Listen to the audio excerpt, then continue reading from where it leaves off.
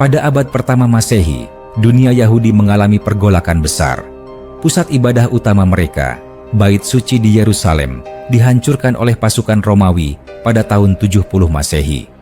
Peristiwa ini tidak hanya mengguncang iman mereka, tetapi juga membuat para rabi dan cendekiawan Yahudi di Palestina merasa perlu untuk melestarikan ajaran-ajaran dan tradisi lisan mereka sebelum semuanya hilang dalam kekacauan.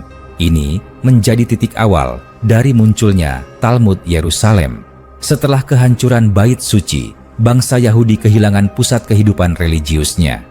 Para rabi, terutama mereka yang tinggal di sekitar wilayah Yerusalem dan Galilea, mulai berkumpul di berbagai tempat untuk mengadakan diskusi dan pengajaran tentang hukum Yahudi atau halakha, serta berbagai tradisi lisan yang telah diwariskan dari generasi ke generasi.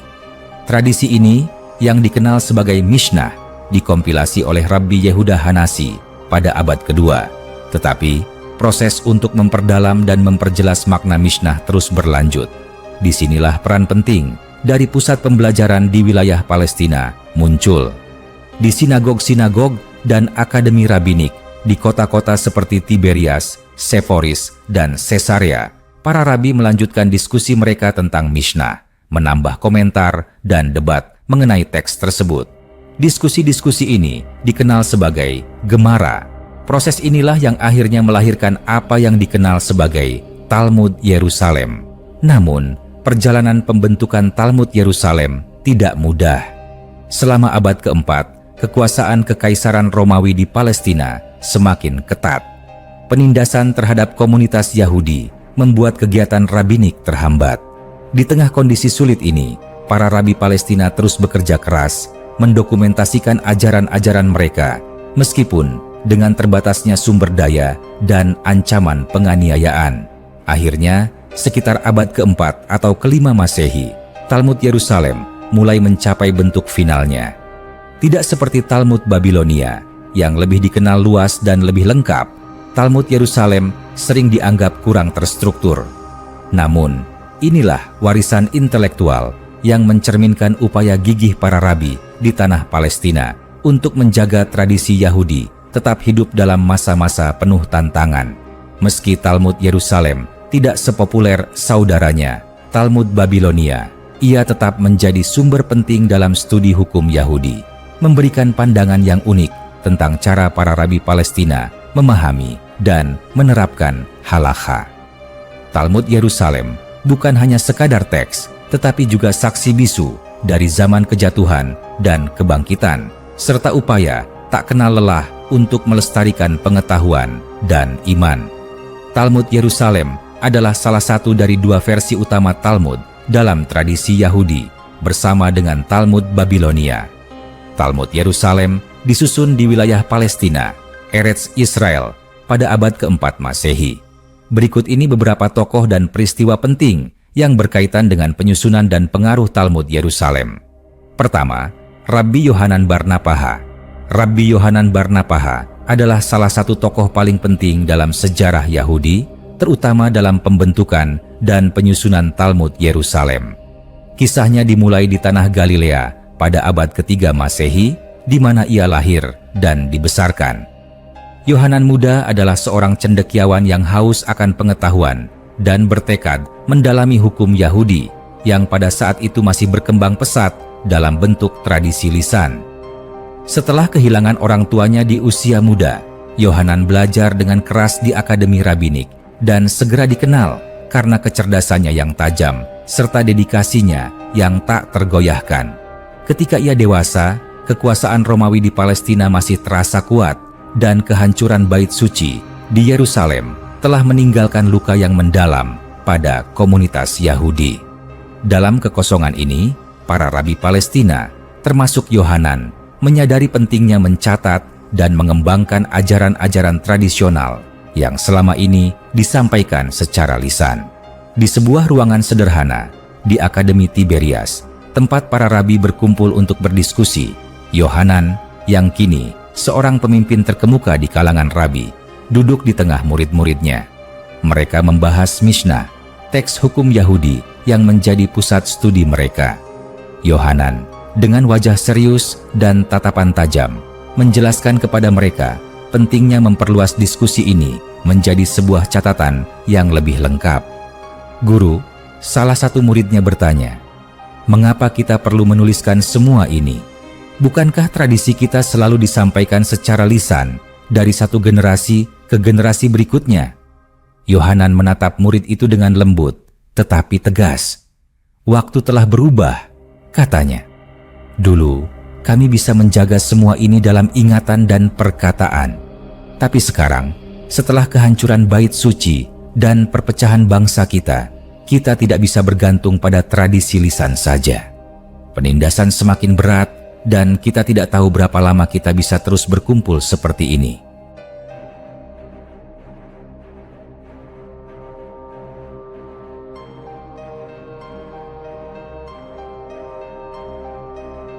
Seorang rabi lain, Rabbi Shimon, menyela, "Tapi, Guru, bukankah ada bahaya bahwa menuliskan semua ini akan membuat ajaran kita menjadi kaku tanpa bisa berkembang lagi?"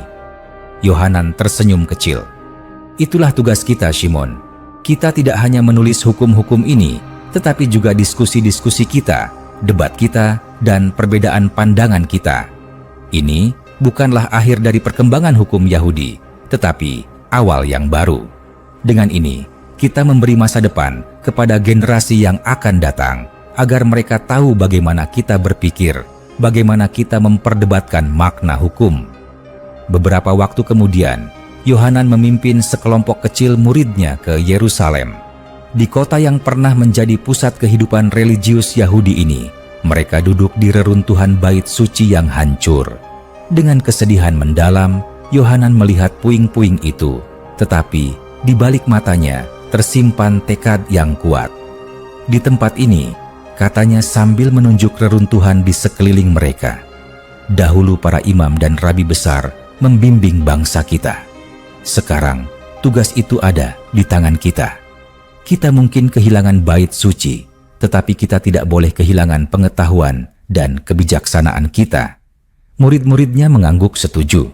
Di Yerusalem, Yohanan dan para rabi lainnya mulai mengkodifikasi diskusi-diskusi mereka mengenai Mishnah, menambah komentar-komentar dan analisis yang mendalam. Proses ini tidak mudah. Terkadang, perdebatan sengit terjadi di antara para rabi mengenai interpretasi hukum tertentu. Bagaimana kita bisa sepakat tentang hal ini? Rabbi Shimon bertanya di salah satu perdebatan. Yohanan menggelengkan kepala. "Kita tidak harus sepakat, Shimon. Itulah keindahan dari hukum Yahudi. Kita mencatat semuanya, bahkan ketika kita tidak setuju, agar generasi setelah kita bisa melihat kedua sisi argumen. Mereka yang akan menemukan jawabannya." Setelah bertahun-tahun kerja keras dan diskusi yang tak terhitung jumlahnya, Talmud Yerusalem akhirnya mulai terbentuk. Yohanan, meskipun telah tua, tetap menjadi penggerak utama di balik proyek ini. Ia percaya bahwa Talmud ini akan menjadi warisan abadi bagi bangsa Yahudi, terutama mereka yang tinggal di Palestina dan berjuang di bawah tekanan Romawi. Suatu hari, saat duduk bersama murid-muridnya untuk menyelesaikan bagian terakhir dari Talmud, Yohanan tersenyum. "Mungkin ini bukanlah akhir yang sempurna," katanya. "Tetapi kita telah melakukan yang terbaik. Ini adalah awal dari sesuatu yang lebih besar." "Guru," salah satu muridnya bertanya dengan suara lirih, "apakah ini akan bertahan selamanya?" Yohanan menatap murid itu dengan mata penuh harapan. "Saya percaya demikian. Selama ada orang Yahudi yang mendalami hukum, selama ada mereka yang ingin belajar, Talmud ini akan hidup. Mungkin bukan kita yang melihat hasil akhirnya, tetapi generasi berikutnya." Dengan itu, Yohanan dan para muridnya menyelesaikan tugas mereka. Talmud Yerusalem bukan hanya sekadar catatan hukum dan diskusi, tetapi juga simbol ketabahan dan ketekunan di tengah masa-masa sulit. Dan meski Talmud Yerusalem tidak sepopuler Talmud Babilonia, ia tetap menjadi fondasi penting dalam sejarah Yahudi, sebuah warisan yang lahir dari tangan dan pikiran Rabbi Yohanan bar Napaha. Kedua, Rabbi Shimon ben Lakish Reish Lakish. Pada suatu hari di dataran Galilea, seorang pria muda dengan tubuh kekar dan tatapan liar menyusuri jalan berbatu menuju kota Tiberias. Namanya adalah Simon ben Lakish, tetapi di kalangan orang-orang ia lebih dikenal sebagai Reish Lakish, seorang mantan gladiator yang ditakuti, perompak yang lihai, dan pria yang hidup di tepi batas hukum. Namun, pada hari ini, nasib Simon akan berubah, bukan melalui pedang atau kekerasan, tetapi melalui pertemuan yang akan menentukan arah hidupnya. Di tengah perjalanan, ia melihat seorang rabi yang duduk di tepi sungai Yarden. Rabi itu adalah Rabbi Yohanan bar Nappaha, seorang cendekiawan besar dan pemimpin di antara para rabi. Kecerdasan dan kebijaksanaannya sangat terkenal, dan takdir mempertemukan kedua pria ini. Rabbi Yohanan yang melihat kekuatan fisik dan ketangguhan Simon berkata dengan tersenyum, "Wahai, betapa luar biasa kekuatanmu. Seandainya engkau menggunakan bakatmu untuk belajar Torah, engkau akan menjadi besar di antara para rabi." Simon, yang biasanya tidak menanggapi ucapan orang lain, merasa tertarik dengan ketenangan dan karisma Rabbi Yohanan. Ia berhenti sejenak dan membalas dengan nada bercanda, "Dan jika engkau tidak begitu tampan, Rabbi, mungkin engkau akan menjadi pejuang yang tangguh sepertiku." Mereka berdua tertawa, tetapi di balik tawa itu, Rabbi Yohanan melihat potensi besar dalam diri Simon. Ia melanjutkan dengan serius, "Simon, kekuatan yang engkau miliki tidak akan bertahan selamanya. Namun, kebijaksanaan dan pengetahuan adalah kekuatan yang tidak akan pudar. Jika engkau mau, aku akan mengajarimu Torah, dan bersama-sama kita akan membangun sesuatu yang abadi."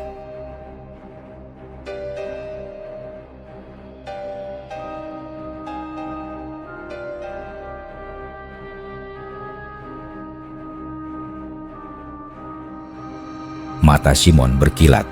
Ia tidak pernah berpikir tentang masa depan seperti ini sebelumnya. Tawaran Yohanan terdengar jauh lebih menarik daripada hidup di tepi kekerasan yang selama ini ia jalani. Dengan hati yang penuh tekad, ia menjawab, "Aku akan mengikuti jalan yang engkau tunjukkan, Rabbi, ajari aku." Dari hari itu, Simon meninggalkan kehidupan lamanya sebagai perompak dan mulai belajar di bawah bimbingan Rabbi Yohanan. Ia belajar dengan semangat yang luar biasa, menggunakan ketekunan dan kekuatannya yang dulu ia gunakan untuk bertarung, kini untuk menaklukkan lautan teks dan ajaran Torah. Tak lama, Simon menjadi seorang cendekiawan terkemuka, dikenal dengan nama Rabbi Simon ben Lakish atau Reish Lakish. Hubungan antara Rabbi Yohanan dan Reish Lakish berkembang menjadi lebih dari sekadar guru dan murid. Mereka menjadi sahabat karib, bahkan seperti saudara. Dalam diskusi mereka yang mendalam, keduanya seringkali berdebat sengit tentang berbagai hukum dalam Mishnah, yang akhirnya melahirkan interpretasi-interpretasi baru yang kelak menjadi bagian dari Talmud Yerusalem. Suatu hari, di ruang belajar mereka di Tiberias, Reish Lakish duduk di hadapan Yohanan bersama beberapa murid lainnya. Di atas meja, terhampar gulungan-gulungan teks suci. Mereka membahas hukum mengenai ritual penyucian dan impas dalam transaksi bisnis, suatu topik yang sangat teknis, namun penting dalam hukum Yahudi. Rabbi Yohanan berkata, "Menurut pendapatku, dalam situasi ini, jika seseorang melakukan transaksi yang tidak adil, maka barang tersebut harus dikembalikan dan disucikan." Reish Lakish, yang terkenal karena gaya berdebatan yang penuh semangat, menyela dengan senyum, "Guru, aku setuju denganmu bahwa keadilan harus ditegakkan, tetapi di mana kita harus menarik batasnya? Jika kita memaksa orang untuk menyucikan semua barang yang terlibat dalam transaksi yang salah, kita akan membuat kehidupan mereka jauh lebih sulit. Seharusnya ada jalan tengah." Murid-murid lainnya mendengarkan dengan kagum, menyaksikan dua rabi besar ini saling beradu argumen. Yohanan tersenyum melihat murid dan sahabatnya yang penuh semangat itu. "Simon, engkau memang selalu berpikir dengan cara yang berbeda. Mungkin inilah yang kita perlukan. Perdebatan ini akan membantu kita menemukan hukum yang lebih seimbang. Perdebatan ini berlanjut hingga larut malam, tetapi dari diskusi-diskusi inilah tercipta catatan-catatan yang kelak menjadi bagian dari Gemara dalam Talmud Yerusalem. Mereka berdua percaya bahwa pencatatan debat ini penting karena para cendekiawan di masa depan akan belajar dari berbagai pandangan yang disampaikan. Namun, persahabatan mereka tidak selalu mulus. Suatu hari, dalam diskusi tentang hukum mengenai kemurnian ritual, terjadi perdebatan sengit yang berbeda dari biasanya. Yohanan berpendapat bahwa seorang mantan perompak, meski telah bertobat, harus tetap mengikuti beberapa ritual penyucian tambahan. Resh Lakish, yang merasa ini terlalu keras, berpendapat, "Tidak, Guru. Apakah engkau lupa bahwa aku sendiri adalah mantan perompak? Aku bertobat, dan sekarang aku belajar dan mengajarkan Torah. Mengapa kita harus menghukum orang yang telah meninggalkan jalan yang salah?" Rabbi Yohanan dalam kemarahannya dengan nada tajam menjawab, "Shimon, engkau mungkin telah bertobat, tetapi kekuatanmu yang kau gunakan untuk kebaikan sekarang adalah hasil dari hidupmu yang penuh dosa dulu." Kata-kata itu melukai Resh Lakish lebih dari pedang apapun yang pernah ia hadapi di masa lalunya.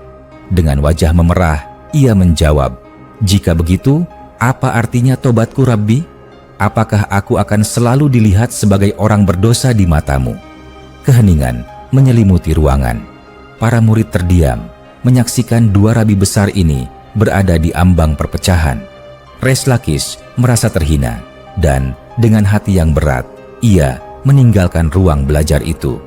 Beberapa hari setelah perdebatan itu, Resh Lakish jatuh sakit. Kondisi fisiknya melemah dengan cepat, seolah-olah semangat hidupnya padam. Di ranjangnya, ia merenungkan perdebatan terakhir dengan Rabbi Yohanan. Di hatinya, ia masih menganggap Yohanan sebagai sahabat dan guru terbaiknya. Tetapi, luka kata-kata itu terlalu dalam. Rabbi Yohanan, di sisi lain, merasakan penyesalan yang mendalam. Ketika ia mendengar bahwa Resh Lakish jatuh sakit, ia bergegas mengunjunginya. Di samping tempat tidur sahabatnya, Yohanan menunduk dan dengan suara pelan berkata, "Shimon, maafkan aku terlalu keras padamu." Resh Lakish dengan nafas lemah tersenyum samar. "Guru, kita selalu berbeda pendapat, tapi itu yang membuat kita kuat. Tidak ada yang perlu dimaafkan." Sayangnya, tak lama kemudian, Resh Lakish meninggal dunia. Kepergiannya meninggalkan duka yang mendalam bagi Rabbi Yohanan. Sang Rabbi merasa hampa tanpa sahabat, sekaligus lawan debatnya. Setelah kepergian Resh Lakish, Yohanan sering terlihat termenung dalam kesedihan, merindukan perdebatan-perdebatan sengit yang pernah mereka lakukan.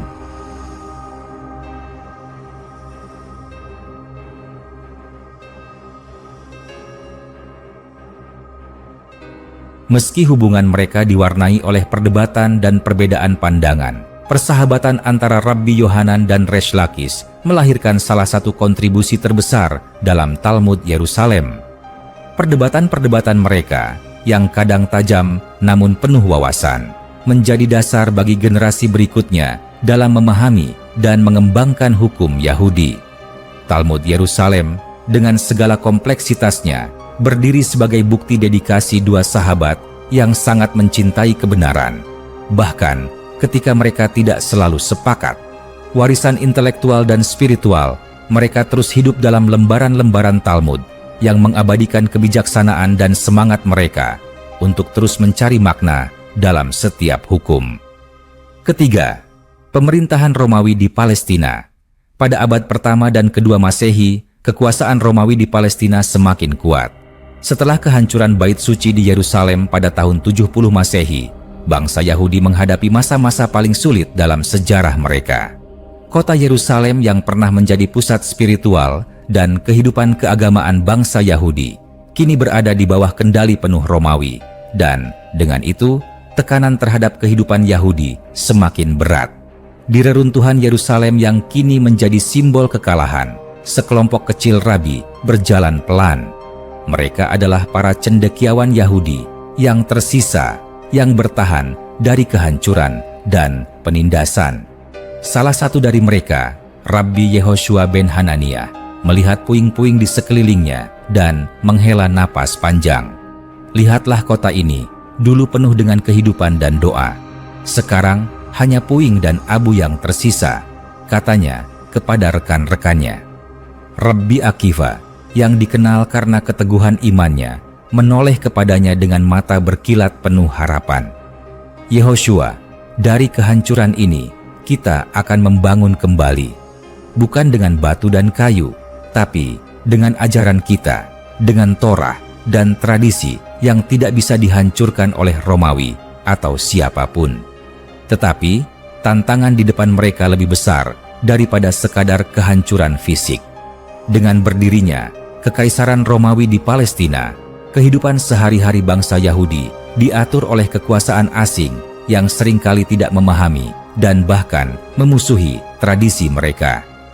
Para rabi yang selama ini mengandalkan tradisi lisan untuk mengajarkan Torah kini berada dalam posisi genting. Mereka harus menemukan cara untuk melestarikan ajaran mereka di tengah ancaman kekuasaan Romawi yang tidak segan-segan memberlakukan kebijakan represif terhadap setiap bentuk perlawanan atau kegiatan keagamaan yang dianggap melawan kekaisaran. Beberapa dekade setelah kehancuran Bait Suci, kota Tiberias di Galilea menjadi salah satu pusat pembelajaran Yahudi yang baru. Disinilah para rabi berkumpul untuk mendiskusikan dan mengkodifikasi ajaran-ajaran yang selama ini diwariskan secara lisan. Salah satu tokoh paling penting dalam proses ini adalah Rabbi Yohanan bar Nappaha, pemimpin akademi di Tiberias, dan Rabbi Shimon ben Lakish atau Resh Lakish, sahabat sekaligus rivalnya dalam perdebatan intelektual. Suatu sore, di salah satu ruangan akademi Tiberias, Yohanan dan Resh Lakish sedang terlibat dalam diskusi yang mendalam. Mereka membahas berbagai topik hukum dalam Mishnah yang telah dikompilasi beberapa dekade sebelumnya. Rabbi Yohanan berkata dengan tenang, penindasan Romawi semakin keras. Mereka tidak hanya menghancurkan bait suci, tetapi juga mencoba menekan kehidupan keagamaan kita. Ini berarti kita tidak bisa lagi mengandalkan tradisi lisan saja. Kita harus menuliskan diskusi-diskusi ini, menyusunnya menjadi teks yang akan bertahan lebih lama dari Kekaisaran Romawi. Resh Lakish dengan penuh semangat menyela, tapi guru, jika kita menuliskan semuanya, apakah itu tidak akan membuat ajaran kita terkesan kaku?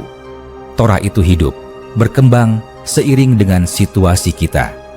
Yohanan tersenyum dan menjawab, benar, Torah itu hidup, tapi di bawah kekuasaan Romawi ini, kita harus memastikan bahwa pengetahuan kita tidak akan musnah bersama kita. Kita tidak hanya menuliskan keputusan hukum, tetapi juga perdebatan, berbagai pandangan yang kita diskusikan. Ini akan memberi generasi mendatang cara untuk terus berkembang meskipun kita sudah tiada. Resh Lakish merenung sejenak, kemudian mengangguk setuju. Engkau benar, Rabbi. Romawi bisa menghancurkan tanah kita, tetapi mereka tidak akan pernah bisa menghancurkan semangat dan ajaran kita. Selama abad ketiga dan keempat Masehi, di bawah pemerintahan Romawi, bangsa Yahudi di Palestina terus mengalami penindasan. Pemerintah Romawi seringkali memberlakukan pajak yang berat, menghancurkan sinagog, dan mengatur segala aspek kehidupan sehari-hari. Di tengah tekanan ini, para rabi Palestina menyadari bahwa mereka harus mempercepat proses kodifikasi ajaran mereka. Jika mereka gagal, ajaran-ajaran yang selama ini diwariskan secara lisan bisa hilang bersama mereka. Pemerintah Romawi tidak selalu langsung memusuhi ajaran Yahudi, tetapi mereka jelas mengontrol ketat aktivitas keagamaan.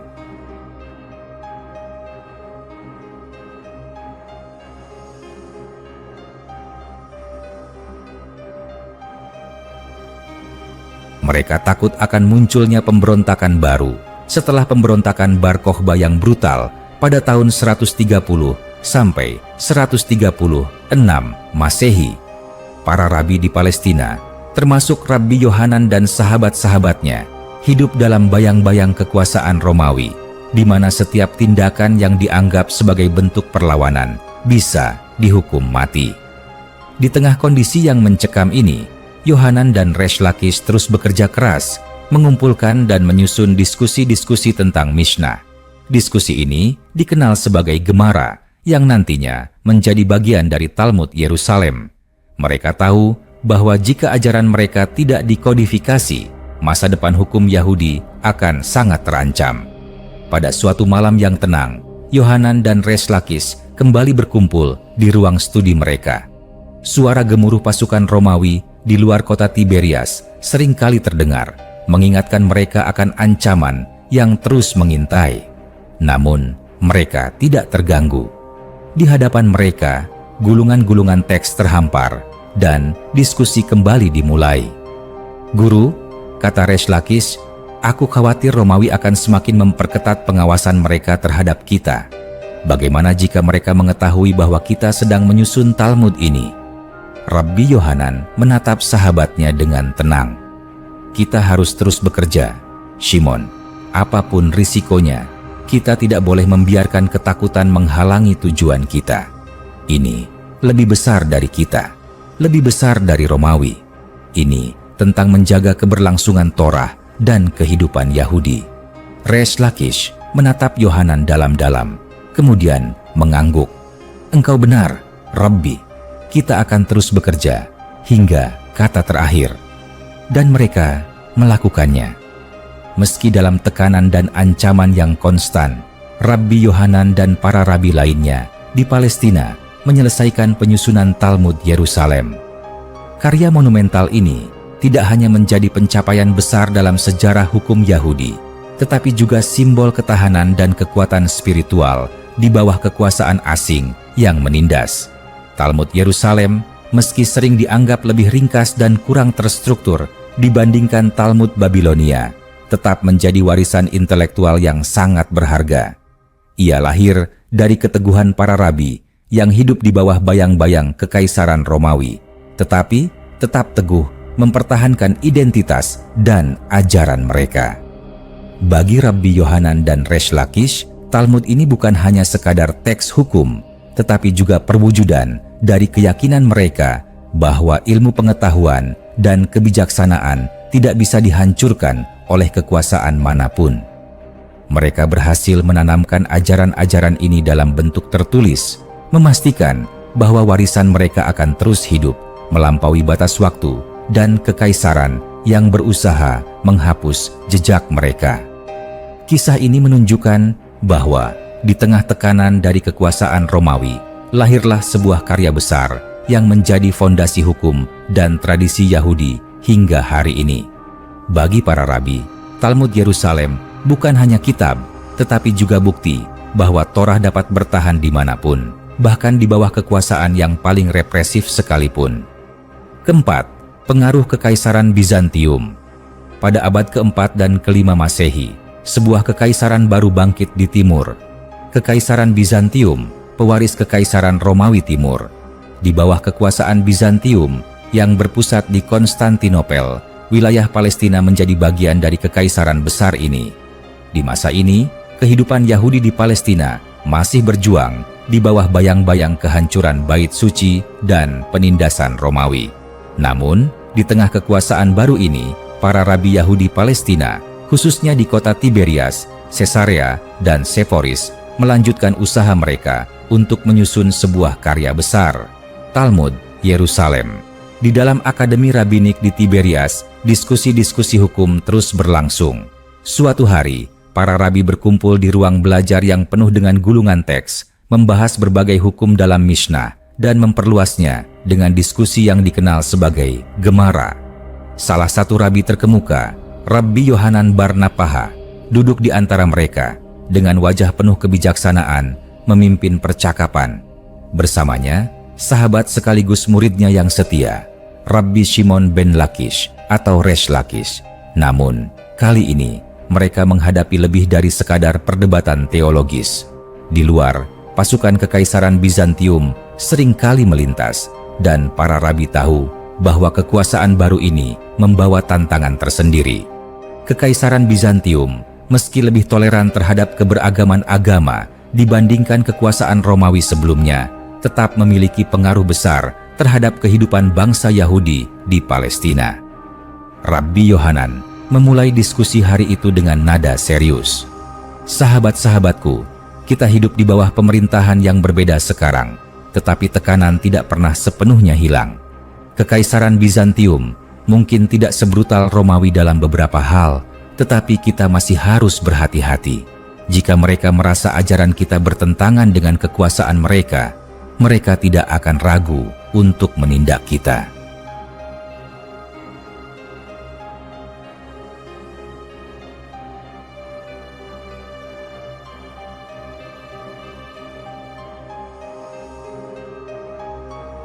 Resh Lakish yang duduk di samping Yohanan dengan mata tajam menatap para rabi muda di ruangan itu. Benar, katanya dengan nada yang lebih keras, Bizantium mengizinkan kita untuk terus menjalankan agama kita. Tetapi jangan lupa, mereka juga Kristen, dan pandangan mereka tentang hukum Yahudi bisa berubah sewaktu-waktu. Kita harus melanjutkan pekerjaan kita dengan cepat dan hati-hati. Pada masa itu, Kekaisaran Bizantium memerintah dengan kebijakan yang cukup tegas, terutama terhadap agama-agama non-Kristen. Meskipun mereka lebih menghormati otonomi komunitas Yahudi dibandingkan Romawi, mereka tetap memperkenalkan undang-undang yang membatasi kebebasan orang Yahudi dalam beberapa hal. Misalnya, mereka melarang pembangunan sinagog baru, membatasi kebebasan berkumpul, dan mengatur urusan keagamaan dengan cara mereka sendiri. Suatu sore, Rabbi Yohanan dan Resh Lakish berjalan di tepi kota Tiberias, memandangi Danau Galilea yang tenang. Mereka berbicara tentang masa depan komunitas Yahudi di Palestina dan bagaimana pengaruh Bizantium mulai terasa. "Guru," kata Resh Lakish, "apakah menurutmu kita bisa bertahan di bawah kekuasaan ini? Mereka tidak menindas kita secara langsung, tetapi mereka perlahan-lahan membatasi kebebasan kita." Rabbi Yohanan mengangguk pelan. "Ya Shimon, itu yang aku khawatirkan. Kekuasaan Bizantium tidak sekeras Romawi, tetapi mereka jauh lebih cerdik. Mereka tidak akan menghancurkan kita dengan kekerasan, tetapi dengan undang-undang dan aturan yang mengekang. Ini sebabnya kita harus segera menyelesaikan Talmud Yerusalem. Kita tidak tahu berapa lama lagi kita bisa berkumpul dengan bebas seperti ini." Resh Lakish mengangguk setuju. "Dan jika mereka menekan kita lebih keras, setidaknya generasi berikutnya akan memiliki catatan dari ajaran kita. Tapi bagaimana kita bisa memastikan mereka memahami apa yang kita tulis?" Rabbi Yohanan tersenyum. "Itulah keindahan dari perdebatan kita, Shimon. Kita mencatat setiap pandangan, setiap argumen, baik yang kita sepakati maupun tidak. Dengan begitu, generasi mendatang bisa melihat cara kita berpikir, cara kita berdebat, dan mungkin mereka akan menemukan jawaban yang lebih baik dari yang kita temukan hari ini." Di tengah situasi politik yang tidak menentu, para rabi Palestina terus bekerja. Akademi Rabinik di Tiberias menjadi pusat kegiatan intelektual. Di bawah bimbingan Rabbi Yohanan, diskusi tentang hukum-hukum dalam Mishnah berkembang menjadi lebih kaya dan mendalam. Mereka membahas segala hal, mulai dari ritual keagamaan hingga hukum-hukum sipil yang mengatur kehidupan sehari-hari. Namun, bayang-bayang pengawasan Bizantium selalu ada di atas kepala mereka. Suatu hari, seorang pejabat Bizantium datang ke Tiberias untuk melakukan inspeksi. Para rabi merasa cemas karena mereka tahu bahwa otoritas Bizantium bisa saja memperketat aturan tentang kegiatan keagamaan mereka. Namun, Rabbi Yohanan tetap tenang. Ia percaya bahwa pekerjaan mereka harus terus berjalan, terlepas dari ancaman eksternal. Pejabat itu berbicara kepada Rabbi Yohanan dengan nada penuh kekuasaan. "Aku dengar kalian berkumpul untuk mengajarkan hukum-hukum kuno. Kekaisaran Bizantium mengizinkan kebebasan beragama, tetapi kami juga tidak akan mentoleransi kegiatan yang bisa membahayakan stabilitas kekaisaran. Apa yang kalian ajarkan di sini?" Rabbi Yohanan dengan tenang dan bijaksana menjawab, kami mengajarkan hukum untuk hidup, hukum yang sudah ada sejak sebelum kekaisaran ini berdiri. Ini adalah ajaran tentang keadilan, kasih sayang, dan kehidupan yang bermoral. Tidak ada yang mengancam kekaisaran dalam ajaran kami, Tuan. Pejabat itu menatap Yohanan dengan penuh curiga, tetapi tidak bisa menemukan alasan untuk menekan mereka lebih jauh. Baiklah, katanya akhirnya. Tapi ingat, kami akan terus mengawasi. Jangan lakukan apapun yang melanggar aturan kekaisaran. Setelah pejabat itu pergi, Res Lakis mendekati Rabbi Yohanan. Lihatlah guru, kita selalu diawasi. Apa yang akan kita lakukan jika mereka akhirnya melarang kegiatan kita? Rabbi Yohanan menatap langit, lalu menjawab dengan bijak. Kita akan terus bekerja selama kita bisa, Shimon. Setiap hari adalah berkah, dan setiap kata yang kita tulis adalah warisan. Jika suatu hari mereka melarang kita, pekerjaan kita akan tetap ada, tersembunyi, tetapi hidup. Torah tidak bisa dihancurkan oleh manusia. Di bawah tekanan yang konstan, baik dari kekaisaran Romawi sebelumnya maupun Bizantium, akhirnya Talmud Yerusalem mencapai bentuk akhirnya. Dibandingkan dengan Talmud Babilonia, Talmud Yerusalem lebih ringkas dan terkadang terasa tidak selesai. Namun, di balik keterbatasan itu ada kekuatan besar. Talmud ini adalah hasil kerja keras para rabi yang hidup dalam masa sulit di bawah pengawasan kekaisaran yang selalu curiga terhadap segala hal yang bisa dianggap sebagai ancaman.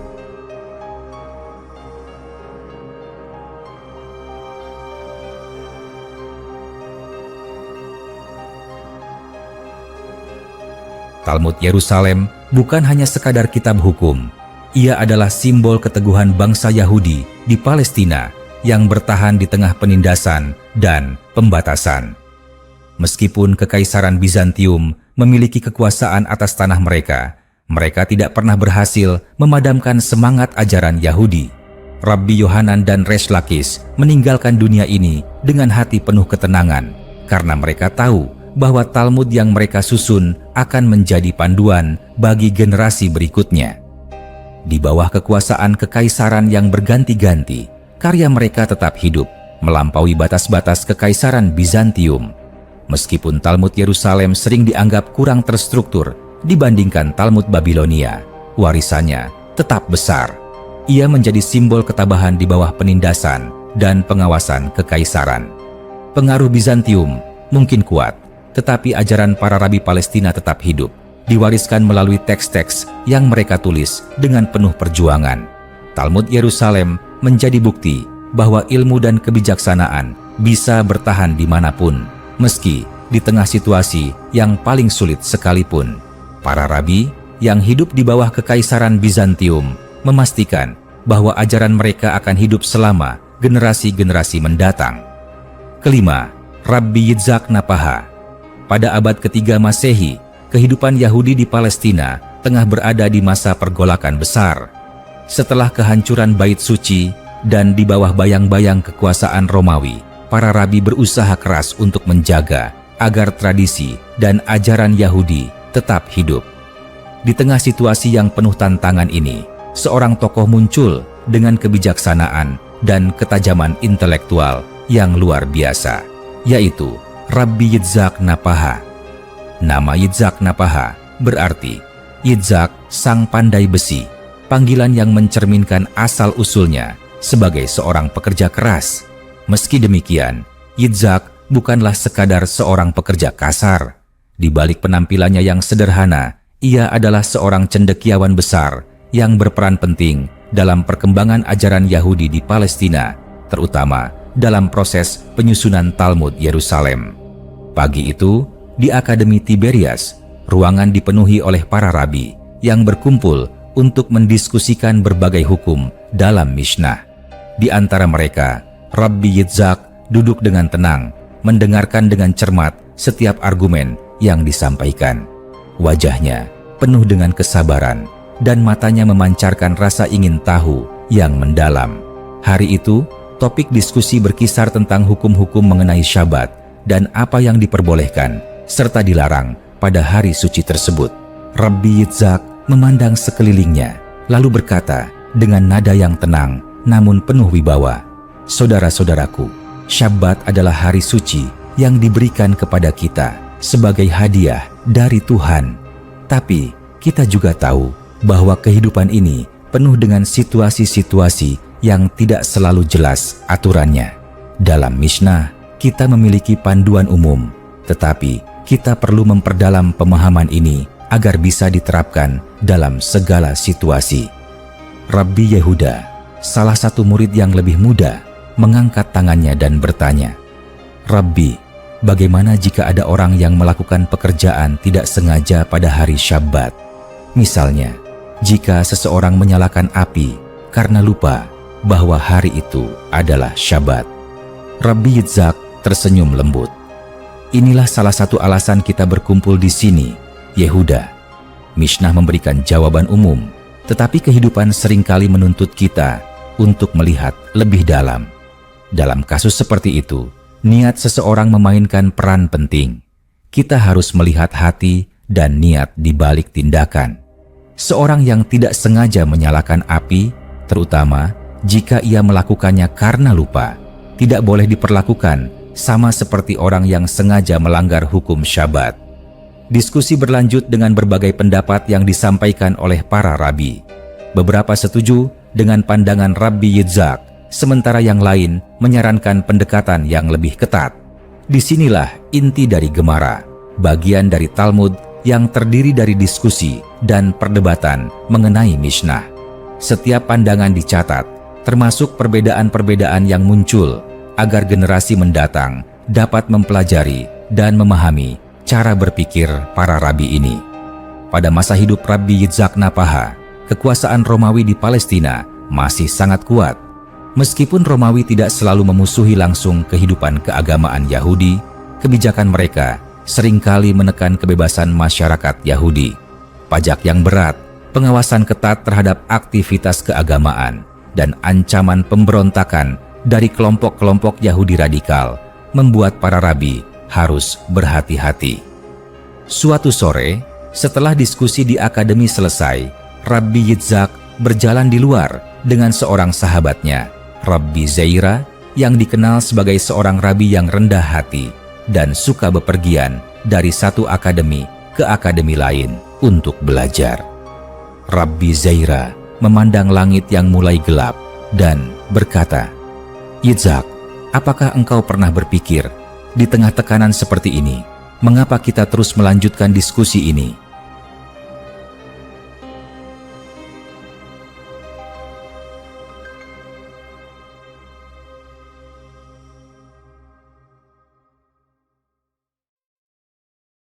Apakah kita akan bisa menyelesaikan Talmud ini sebelum mereka menindas kita lebih keras? Rabbi Yitzhak mengangguk perlahan. "Ya, Zaira, aku sering memikirkan hal itu. Tapi justru karena tekanan itulah kita harus bekerja lebih keras. Romawi mungkin bisa menguasai tanah ini, tetapi mereka tidak bisa menguasai pikiran dan ajaran kita. Setiap kata yang kita diskusikan, setiap hukum yang kita pelajari adalah cara kita melawan penindasan ini. Selama ajaran kita terus hidup, kita juga akan tetap hidup di dalam jiwa-jiwa generasi mendatang." Rabbi Zaira tersenyum kecil. "Kau selalu melihat kehidupan dengan cara yang bijaksana, Yitzhak. Mungkin itulah sebabnya kita harus bekerja lebih keras, memastikan bahwa setiap perdebatan ini tercatat agar mereka yang datang setelah kita bisa belajar dari kebijaksanaan ini." Di bawah bimbingan para rabi terkemuka seperti Rabbi Yitzhak, Talmud Yerusalem semakin berkembang. Proses penyusunannya penuh tantangan, tetapi para rabi tahu betapa pentingnya pekerjaan ini. Dibandingkan dengan Talmud Babilonia yang lebih luas cakupannya, Talmud Yerusalem sering dianggap lebih singkat dan kurang sistematis. Ini bukan karena para rabi Palestina kurang cakap, melainkan karena situasi politik dan sosial yang mereka hadapi. Pemerintahan Romawi di Palestina dan kemudian Kekaisaran Bizantium menimbulkan banyak tekanan, sehingga para rabi tidak selalu memiliki waktu atau kebebasan untuk menuliskan diskusi mereka dengan tenang. Namun, Mereka tetap gigih mencatat setiap diskusi yang mereka lakukan agar ajaran-ajaran tersebut bisa dipelajari dan diteruskan oleh generasi berikutnya. Suatu hari, di tengah proses penulisan, Rabbi Yitzhak melihat beberapa muridnya bekerja dengan gulungan-gulungan teks. Ia mendekati mereka dan berkata, "Kita mungkin tidak akan melihat hasil akhir dari pekerjaan ini. Tapi ingatlah, setiap kata yang kita tulis akan menjadi batu fondasi bagi mereka yang akan datang setelah kita. Jangan pernah meremehkan pekerjaan ini." Seorang murid, Rabbi Levi, menoleh dan bertanya, "Rabbi, mengapa kita tidak menunggu sampai keadaan lebih tenang? Mungkin setelah Romawi pergi, kita bisa menyelesaikan ini dengan lebih baik." Rabbi Yitzhak tersenyum dan menjawab, "Levi, tidak ada yang tahu kapan Romawi akan pergi atau apakah mereka akan pergi. Kehidupan selalu penuh ketidakpastian, tapi justru di saat-saat sulit inilah kita harus melanjutkan pekerjaan kita. Torah adalah cahaya yang tak bisa dipadamkan, bahkan oleh kekaisaran terbesar sekalipun." Rabbi Yitzhak Napaha adalah salah satu pilar penting di balik lahirnya Talmud Yerusalem. Meskipun hidup di bawah tekanan dan pengawasan kekuasaan Romawi, ia terus memperdalam ajaran-ajaran Torah dan membimbing para rabi muda dalam proses penyusunan Talmud ini. Setiap kata yang ia ucapkan, setiap perdebatan yang ia ikuti, menjadi bagian dari warisan intelektual yang melampaui batas waktu dan tempat. Talmud Yerusalem, meskipun lebih ringkas dan tidak selengkap Talmud Babilonia, tetap menjadi sumber penting bagi para cendekiawan Yahudi di Palestina dan sekitarnya. Melalui kontribusi Rabbi Yitzhak, Talmud ini menjadi salah satu karya besar yang terus dipelajari dan dipahami hingga kini sebagai simbol ketabahan dan kebijaksanaan di tengah tantangan sejarah. Warisan Rabbi Yitzhak bukan hanya terletak pada teks yang ia bantu susun, tetapi juga pada semangat dan keyakinannya bahwa ajaran Torah akan terus hidup meski di bawah tekanan kekuasaan apapun. Hingga kini, namanya dikenang sebagai seorang cendekiawan besar, pandai besi dalam kata-kata, yang menempa ajaran-ajaran Torah menjadi pedoman bagi generasi-generasi mendatang. Perbedaan besar antara Talmud Yerusalem dan Talmud Babilonia terletak pada kondisi di mana kedua teks ini disusun. Talmud Babilonia memiliki perkembangan yang lebih panjang dan dipengaruhi oleh stabilitas akademi Yahudi di Babylon, sementara Talmud Yerusalem lebih terpengaruh oleh kondisi sulit di bawah pemerintahan Romawi dan Bizantium di Palestina.